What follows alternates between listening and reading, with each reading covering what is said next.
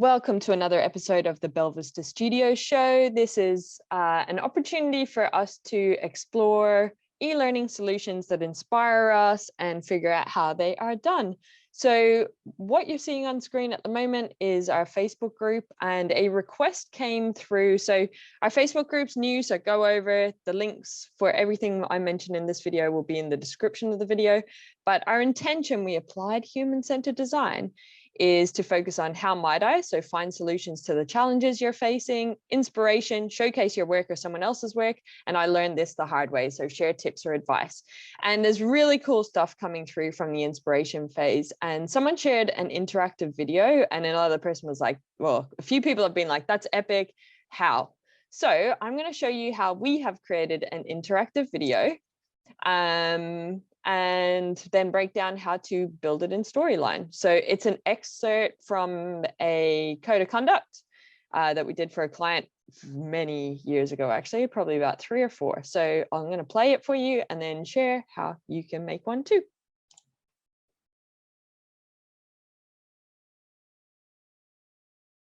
So you're entering the building, you're in a rush to get a meeting on time. Let's get started.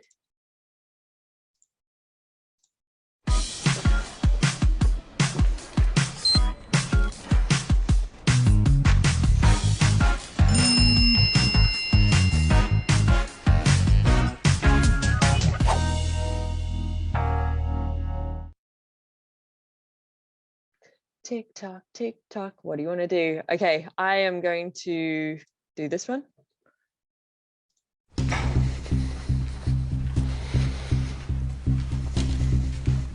Excuse me. I need to speak to a counsellor about the service here today. Ooh, scandalous. And then we get some feedback. We get prompted to do the right thing. Can I help you? I just need to speak to someone about my rates.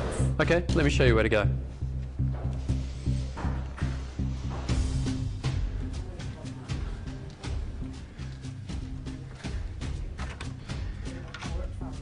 Sorry I'm late, I was just helping a community member. No worries. Woohoo! And learning objective 1 complete. Okay, so how do we make it? I am going to assume that you've got the instructional design part down. If you haven't, I would encourage you to take a look at this blog that we've written, how to create an effective conversation in e-learning, but it's actually a branching scenario. It's really, really cool in how it breaks it down. So determine the intent, break the intent into the bite-sized actions. We have these little diagrams to show you how to do it, write sample scripts, transform those bite-sized actions into sample scripts into a conversation, and then share knowledge through the feedback. So you will see that that's a lot of the mechanics that we had in that solution. Then you got to show them what happened in the real world. So basically, this is not the same scenario, but they're transferable skills that if you follow the steps in this particular blog, you'll be able to create your storyboard. The other resource that I'm going to share for you in terms of the instructional design component is if you jump into the Creator Hub, and I will have a look at freebies, or actually we can, oh, there you go. That's the one I'm looking for, this branching scenarios case study. You can download that. We also tell you how to do it as well. So just a couple of resources in terms of if you're figuring out the instructional design side of it and how do you storyboard. But where we went from is when we had the kind of key learning points, the learning objectives, outcomes, whatever you want to call them, we started planning, like, what do we actually need to film? So one of the things that we did is literally, this is our storyboard, like the client storyboard is what I'm talking about. So we grabbed this little template off Google. We drew it. You can see it's not very pretty. And then we're like, what are the actions? And we're focusing on the scenes. And the scene that I showed you is played out on just 3 little storyboards.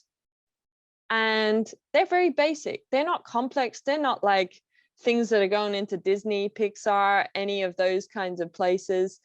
This is literally what we sent to the client to give feedback on, and got the tick of approval. Then we are ready to film. Now, filming is a little bit difficult.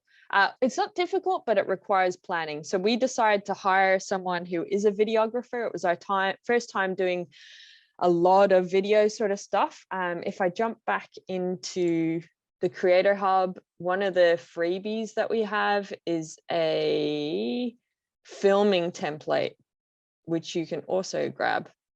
There's another actually scenario questions guide that will help you from the instructional design space. But if I go back to this one, video planning and logistics template, this is literally the video template that we use to plan a day, having a director, which was basically our instructional designer, Hannah, the videographer who videoed it.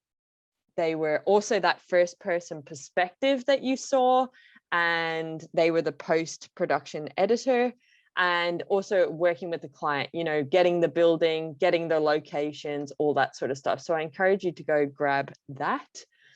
But what we did was we went and filmed on the day, and then we got MP4s, right? What do we do with those MP4s? Well, this is a like crash course. I have client projects to get back to. So the rest of the team. So I'm giving you the foundation. You got to go work it out. And this is a taster, but you can do it yourselves. Yeah. So basically that little scene that you saw, this is like the big overall course, but we had a couple of interactive videos because they were basically a day in the life representing 5 values or principles for this organization. And you can see that that scene here is literally the scene that you played, that those 3 photos that were the storyboard, that's how they turned out. So let's take a look at how you actually make it in Storyline. So we spent a lot of the budget on the instructional design side of it. So the template was a bit scaled back for this particular client in terms of the visual look and appeal.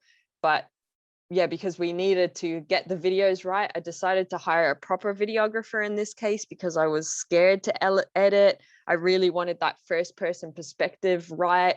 I'd experimented at home. I wasn't quite sure if I had the confidence to be able to do this for the first time with a client.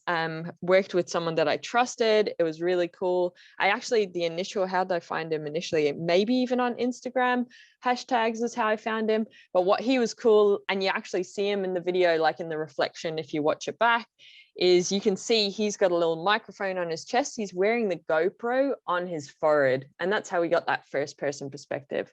So you can see like there's not many complex triggers kind of happening. All we have is a play pause button. We have a video MP4. Let's have a look at the timeline. Couple of shapes, which are the buttons and stuff. We've got the MP4 and some text. And what happens is basically the intro shows to tell you at the beginning, set the scene, this is what you're up to. The video plays. And then what we've got is let me just have a look. I haven't looked at this in a long time. When the video completes, that MP4 completes, show the decisions, and they just pop up as a layer. And then you can see it's very much a click and reveal, just fancy, right? Like it's hidden. It's kind of deceiving how easy it is. So this is the incorrect answer. That's the correct one. Where do you jump? Jump to the slide, incorrect or correct. And the next scene plays out. And our little friendly, familiar face here, obviously we're with the budget, the team stepped in to do acting. So you see Victoria here as a character. I was in the meeting room, and some of the other videos as well, we use staff from the organization and we make appearances again. So again, play the video. And the reason we don't automatically play it is if you're familiar with the browsers where you are forced to click play, and then that becomes a bad user experience. So we force everyone to click play so that they're ready to learn, but also to overcome that barrier of browsers where a video doesn't automatically play. So again, MP4 just chilling, it plays, the video plays when the timeline starts on this slide. Sorry, I was just reading that particular trigger there. And then when the video completes, show the incorrect layer. And that's what comes up. And that little like sound effects and the tick and this, or the star and the incorrect, our post-production video dude did that for us, but it's very easy. I wouldn't say very easy, but it is doable if you watch a couple of YouTube videos. And yeah, so that's basically how you can make an interactive video. Very effective. When we show this to clients, they love it. New clients, it's still really effective for the current client. It's actually not as expensive as you would think. The biggest budget for us went into, I would say, definitely the instructional design. But if you look at like, look how big that course is, you know, there's a lot going on to it, into it. The videographer, very reasonable priced, just a couple of thousand Aussie dollars. The filming day itself, I would say it took a day to plan the filming, just back and forth, emails with clients, booking rooms, that sort of stuff. The filming itself, to get all of these scenes, we made a mistake. We had to film one of them again. That was actually one of the benefits, is watching your film back on the day while you're there with everyone, because in this particular scene there's a clock on the wall and we had to reshoot something later and the clock time had changed and you could see that, so we need to make that change. And yeah, so to film those 5 scenes, we just booked people in. We had a lot of people. You can see there's 3 people standing there. There's about 1, 2, 3, 4 in that scene, and the film person, so 5. So that's why that logistics filming template really helped, because we had so many calendars of individuals to participate. But actually we were only there for half a day on site with Hannah as the director. Myself, I was coaching Hannah at the time, so I was there, and Vic was there as support to help Hannah if she required anything, and because she had an acting scene as well. So yeah, that's how we make an interactive video. I hope that helps you and inspires you. If you play around, please share the link of your creation in the video. We'd love to see what you're up to. And thanks for watching this video. Please share it with people. We really want to, like, people were wowed by the original video that was shared in the Facebook group. So we'd love people to see what's possible and how simple it is to make things like this, because this is meaningful and memorable learning experiences. Thanks for watching Belvista Studios Show. We appreciate you. Peace out, homies. What's up, awesome human? Thank you on behalf of myself and the Belvista Studios team for continuously choosing to learn with us. We really appreciate it. If the tips and the insights and the context resonate with you and you want to take your skills to the next level, or you want to make your life way easier, you will love our Creator Hub. The Creator Hub is a place for people like you and us. Basically, it's the stuff that we use internally at Belvista Studios, and then we just share it publicly with you. The Creator Hub is created by instructional designers for instructional designers, and what you'll love there at the moment is we've got a quiz, could I be a better instructional designer, that has so much tips in the feedback if you're interested in human-centered design or just taking your skills to the next level in terms of the solutions you're creating, the problems you want to solve. But in there as well, aren't we cute? That's us.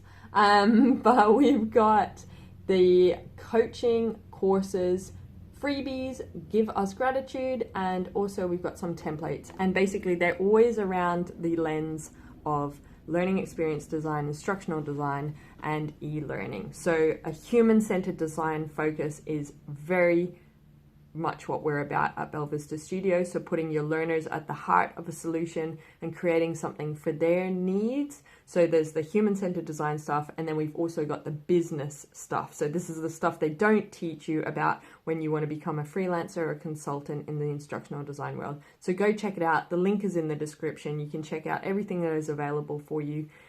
Thank you for choosing to learn with us. Continuously invest in your skills. You will be rewarded as an instructional designer. Share this stuff, share it with other people, because when we are better instructional designers, we create better solutions that create better humans, that create a better world. So we have a very important role, and I'm excited to be on this journey with you. Have an awesome day.